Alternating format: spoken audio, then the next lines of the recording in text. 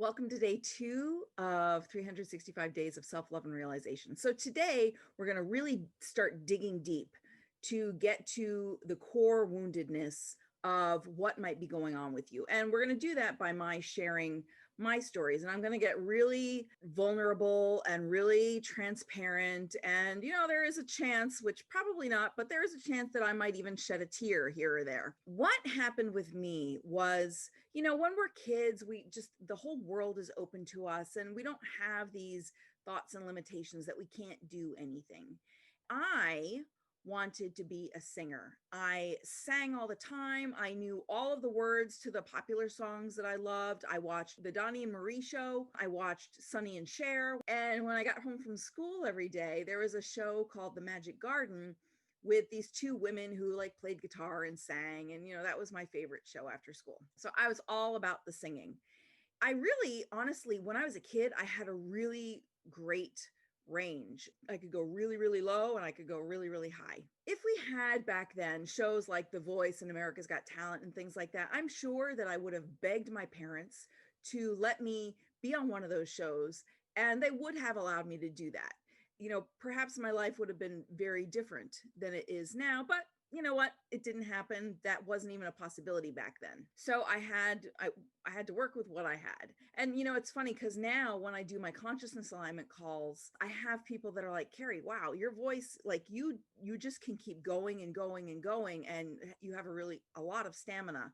And I do. And that's just, part of who I am. So back to the story. So when I was about 6 years old, I was going on this trip with my grandmother to Paramus, New Jersey, probably Christmas shopping. She asked me on the way what I wanted to be when I grew up. And I said, I'm going to be a singer. And she was like, you're going to be a singer? Well, you better be skinny because singers are skinny. And I tried to think of all the singers I could. I could think of Marie Osmond. I could think of Cher. I could think of the people on the Magic Garden show, and Tennille of Captain and Tennille. And to me, all of these people were skinny.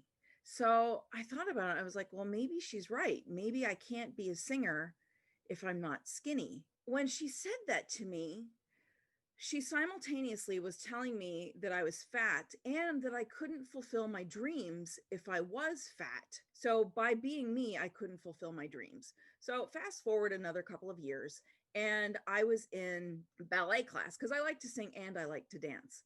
So in this particular ballet class, we were doing Russian splits that day. And Russian splits are the side to side splits. They're not the front and back splits. So I couldn't do a Russian split. And this ballet teacher walked up to me and she called me a fat tub of lard.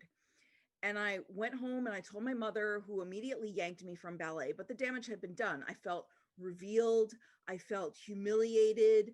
I felt just totally degraded and unworthy and all of these horrible emotions. So again, it was telling me that I couldn't be the person that I was, or I couldn't fulfill my dreams because of my body. So this really, really stuck with me, and it really held on for a really long time.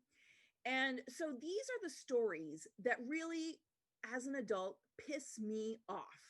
So what I want for you to do, just taking those couple of stories, because there are plenty more stories, and we're gonna go over those in the next few days. I want you to take out that notebook that you got, and I want you to write. You don't have to write the full story. Like, I'm anal retentive. I will write out the full story, like all details, all commas, all everything, and make sure my sentence structure is proper.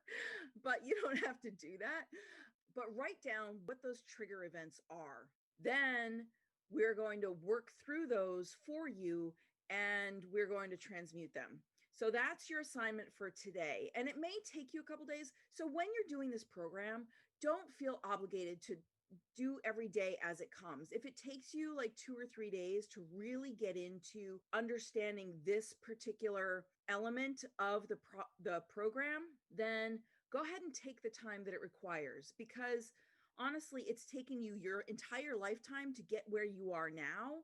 And the more mindful and methodical you can be about digging all that stuff up, the more readily you can release it.